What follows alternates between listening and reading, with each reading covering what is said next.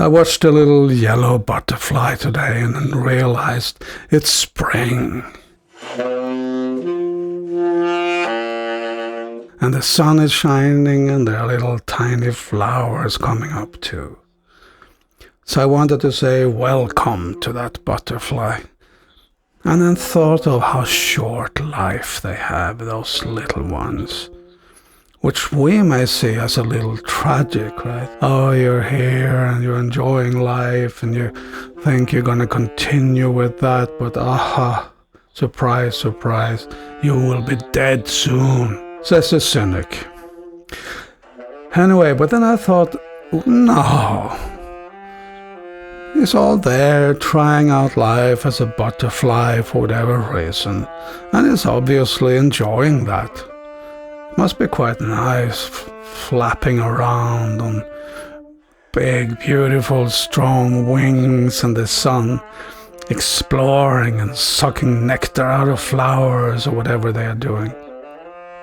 It's probably a real nice world there for the butterfly, and he or she will have a pleasant summer, a pleasant life here. And then bye-bye, go somewhere else. And isn't that what we are all doing? Thinking, here am I living a long, long life compared to this little butterfly, and the trees who may be living 1,000 years look at us human beings, saying, so then we are the butterflies. But it really doesn't matter, because what matters is us and our life experience. We will always be having a life experience, somewhere, somehow or other, in one form or other. And you could say, this is what life is about. And you can see it that way. This life is just one chapter, and then we will shun this bodily shell, going somewhere else, trying another one. And maybe that butterfly thinks, I wish I was a bird.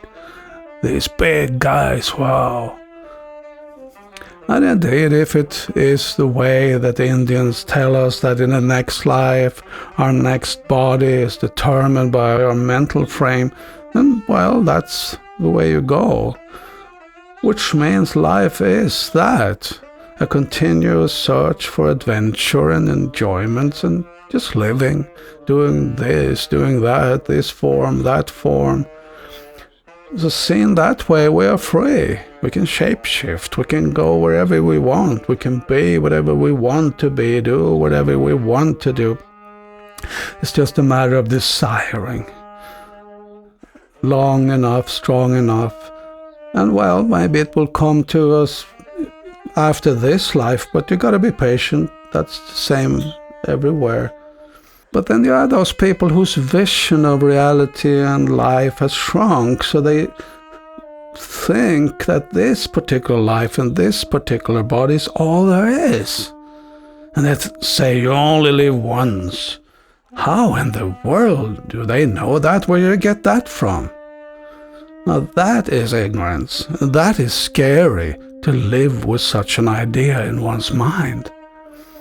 But fortunately, that idea is just a fantasy.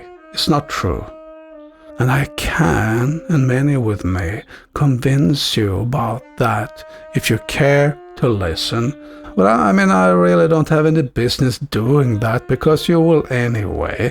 The one day when you so-called die, quickly realize that what I'm saying here is true. So I am patient too. But if you are doubtful whether you will continue existing after the death of this body, or whether you believe that this is all there is and there is nothing afterwards, which means our activities here and now they don't mean anything in the long term, then, well, since you don't know for sure about any of those two, then isn't it wiser to go for the first one? Because it means that you presume that what you do in this life somehow or other will influence your future after this life, because then you care to do or try to do the right thing and consider being a good, nice person. Try to. I tell you, you will get a better life in this lifetime by doing that, rather than being just a selfish creep. But if it indeed is so that you continue living after this, then you are the big winner.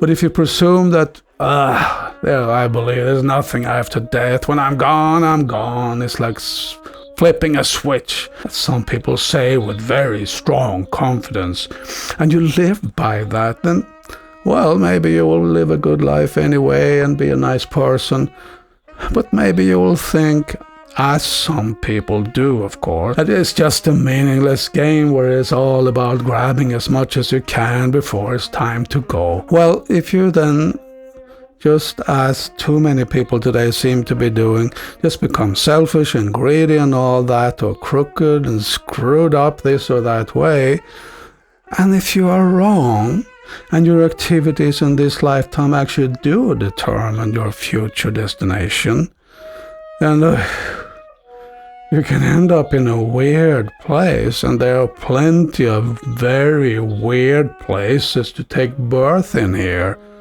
So just as a matter of caution, well, I'd say a safe bet is eternal life. And it is so for double reasons, as I said. The other one being that actually by being a nice person, you will enjoy life better here and now too.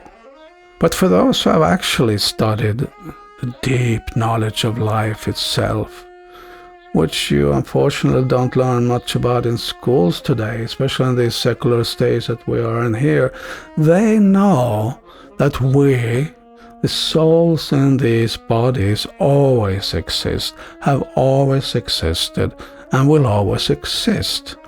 And that we are just moving around on some journey, exploring the world and the worlds, maybe seeking something more, something deeper, something bigger, something nicer, until one day we say that, I want to go home again, I'm satisfied. It was good, sometimes scary, but definitely an adventurous journey. But now I want to get back to the family and relax for a while. Yeah. And there are probably at least 1 billion people, or probably much more on the planet today, for whom this is obvious, who have that important knowledge about life as it is, and whose life therefore is, no matter what situation they find themselves in temporarily now, is bright and joyful and happy and interesting, and for whom that what we call death is not the end, but the beginning of another adventure.